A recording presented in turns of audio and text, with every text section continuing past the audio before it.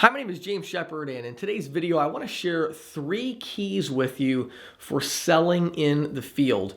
So the last week or so, I've been out in the field selling just about every day, partly to test out our new version of our instant quote tool, which I'll talk about later, but also because I have a local business and I've really tried to put a little bit more focus into our local company that we have with marketing and things like that. And so there's been 3 things that some of the things I've talked about in the past, other things that have just kind of surprised me that came out of nowhere. And I wanted to talk to you about those 3 keys today. So if you're out in the field selling businesses, this is a video that you're definitely going to want to watch. So number 1 on my list. Number 1 is it is extremely important to get out in the field and sell. And I know that sounds very obvious when the title of the video is 3 keys to selling in the field. Obviously, selling in the field and getting out in the field would be one of those things you would need to do, but it's amazing to me how difficult it is to actually get out in the field and sell. And so, I'm the CEO of my company, and so I'm doing, development work and employees and things like that. But you have things as well. You have maybe personal things, and it's amazing how easy it is to find an excuse not to be in the field. And I'm one of these people that I really enjoy sales. I actually like being in the field and walking into a business, and yet I still have consistently found a way to make excuses to leave the field earlier than I planned. I mean, it really is amazing. If I'm planning to spend, 5 hours in the field, I would, maybe spend 3 hours initially. And so definitely was a learning curve for me to get back into the discipline of just being in the field. And so you've really got to make sure that you're out there and setting up all kinds of things. So I'll give you a couple examples of some things I had to do. One of the main things I had to do is I talked to everybody in my company and said, this is when I'm working out in the field. And I said, you guys can't call me. You can't email me. You can't text me. You can't give me any new information at all. I just have to go sell. One of the other things I did, I'll talk about in key number 3, but I really had to work hard at the way I was also recording the data for follow-up information. So it was like anything that was a distraction to me became an excuse as to why I wouldn't need to stay in the field. It's incredibly difficult to actually spend a significant portion of the day out in the field. So what that tells me and why that makes me so excited, today I was out in the field for a long time. I was out for about 5 hours today of time of just me being, about 4 hours actually today of being out in the field, which is what I wanted to do. And so I accomplished that. And what that tells me is that for those of you that are just getting started in sales, if you want to have a big competitive advantage, spend 5, 6, 7 hours a day in the field, because I promise you nobody else is. Walking into businesses, cold turkey, handing your business card and talking to people for 5, 6, 7, 8 hours a day, I can promise you that nobody else is doing that. So it'd be a huge competitive advantage. So the first key is do whatever you have to do to make sure you're out in the field and investing that time. I'll give you one other little tip about this. I had to have a serious conversation with my spouse, Christina, because it's been a long time since I did this. I mean, I'm talking about like years since I spent a significant amount of time in the field. And, the interesting thing about it is I still have all this other work that has to get done. And so I had to have a talk with Christina, and many of you that know me know that I already work a lot, but we had to have a conversation about, wow, where am I going to find those extra 3 hours a day, and how am I going to do this? And, we had to make arrangements with our kids, and we had to make serious schedule adjustments to make this work. And so you may have to have a conversation with your spouse again about maybe, hey, I know that sometimes, we need milk from the grocery store or whatever, but during the hours of, 9 to 11 and 1 to 3, I can't do that because I'm prospecting. And having that conversation with your spouse, it's like, hey, if you contact me during those hours, I'm probably going to jump at the chance to get out of the field, but don't be surprised when I pay the rent late. You know what I mean? You're going to make money, you got to prospect. So I would highly encourage you to put some structure in place to make sure you're out in the field a certain number of hours a day, whatever that looks like for you, depending on your ambition level. So that's key number 1. Key number 2. Targeting and branding is incredibly important. Targeting and branding is incredibly important. Now, the last time I was out prospecting, I was just prospecting for credit card processing in general. And my strategy of basically walking into every business on the street worked really well back then because everybody can process his credit card transactions. And so that strategy worked really well. This time I'm selling more of, web design, video marketing, Facebook marketing, and I'm doing surcharging on credit cards. So I'm trying to try out the new surcharging and being out in the field with that. And so I'm still walking into every single business on the street. I didn't change that strategy. I almost did. Last week I came really close to changing that strategy, but I didn't because it still plays to my strength. I'm very good at that. Just walking into every business, handing them a business card, I'm very, very good at that, and that's a strength for me. It may not be for you, but it is for me. And so I kept with that, but I've adjusted my strategy now so that when I walk into the business, I have a very, very different opening based on the type of business. And so I'll give you a couple examples of this. Certain business types are good for surcharging, and certain are absolutely never going to surcharge, at least not right now until they get some air cover from bigger companies. I will tell you that your auto repair places are really good for surcharging. Any like larger ticket, even like construction type stuff, kind of your off the wall businesses that maybe in the past you would have had a harder time even talking to them about credit card processing.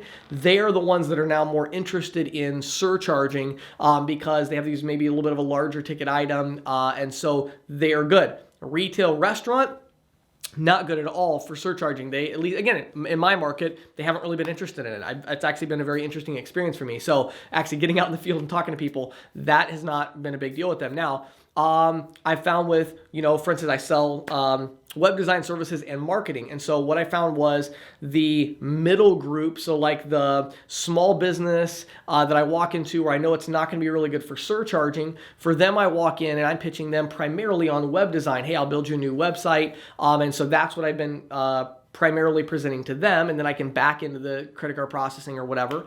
Then on the larger end, the businesses in my area that are like the mid-size, larger multi-location type businesses and things like that, for them, I've been going in with the marketing because they've already got a website in most cases that maybe it's a terrible website, but they're happy with it in many cases. And so I had to adjust it. So my whole point of that isn't about what I'm selling because you're selling different things than I'm selling. But the point of that is you've got to make sure you understand the different segments in your market, and you have to have a pitch that's prepared for each of those segments. It's going to be very crucial for you to make this thing work. So branding and targeting, extremely important to make sure you know who you're pitching and make sure you have a unique pitch for them. Key number 3, I don't know any other way to put this other than to say that I think a secretary or assistant is a necessity. I literally don't know how you do it without an assistant or secretary. And I know that sounds crazy because many of you are like, are you kidding me? Like, I'm just starting out. How I can't afford, a secretary or an assistant. I'm going to, basically argue with you on that point for a second. And I'm going to tell you that there's one of two things that is true about you, okay? Either you know how to sell or you don't. If you don't know how to sell, you need to go get a job, okay? So if you don't know how to sell, you need to get a job or you need to do a different business or something else. If you're trying to go out and sell in the field and you don't know how to sell, you're going to fail, obviously, so don't do it. Go get a job, maybe get a sales job and learn how to sell, and then 2 years from now you can try again. If you do know how to sell, then your number one enemy is laziness and disorganization, because if you're like me, I love to sell, I'm very, very good at it. I can't stand detail work. I hate details, and so thus I don't deal with them very well. I'm also easily distracted because I'm a big idea guy and thinker, and so those things make it almost impossible to go out in the field and sell. I mean, really, they do. And so I'll tell you the system I worked out, and we just put it into practice today, and I'm already like, oh my word, like this is amazing. So I have 2 different assistants. One of them I put on this new task and said prospecting. And I said, you're going to spend 2 hours a day on prospecting. So think about that. You may have this is my sister-in-law. So you may have somebody who's maybe stay-at-home mom. Maybe it's a guy that works another job and has some daytime hours, whatever it is, part-time person, 2 hours a day. Here's what I do. I downloaded a new app on my phone. I'll get you the name. I can't remember what it is now, but I downloaded a new app on my phone where literally when you open the app, it starts recording. And then I just say, I just stopped into XYZ retail store. I spoke to Susan. She told me that Bob is the owner and he's normally in on Thursday afternoons. And then I hit save, and it saves the audio message and sends it to my assistant. I put my phone back in my pocket and I walk into the next business. That's it. And that is the total extent to which I deal with the details. Then I have this big list of procedures, which I can provide to you, but big list of procedures that I typed out for my assistant to, here's what you do in this case, here's what you do in that case. She's printing out proposals for me, invoices, whatever paperwork I need done, and then scheduling follow-ups for me, and, I'm going back, or phone calls, like all that stuff is just being scheduled. So in the morning I wake up, I look at my schedule, and I'm like, oh, wow, I have, 17 follow-up appointments plus 2 hours of prospecting. Cool. So, she had a huge job today. I'm sure she worked a lot more than 2 hours today, getting everything organized again. But it's really been interesting to me, kind of going back to my roots. That's what I did like 7 years ago or 8 years ago. I had an assistant that did that for me. And it was like, wow. And it was actually the same person. My sister-in-law has been my assistant for years. And we were both kind of like, oh, wow, remember this procedure? Remember what we used to do with this and that? And I'm telling you, it's an absolute necessity. So either you can't sell, and if you can't sell, please get out of the business. You're wasting your time. If you can sell, then there's absolutely no logic for you to not have an assistant unless you are so incurably lazy that you won't even get out in the field when your assistant schedules an appointment for you.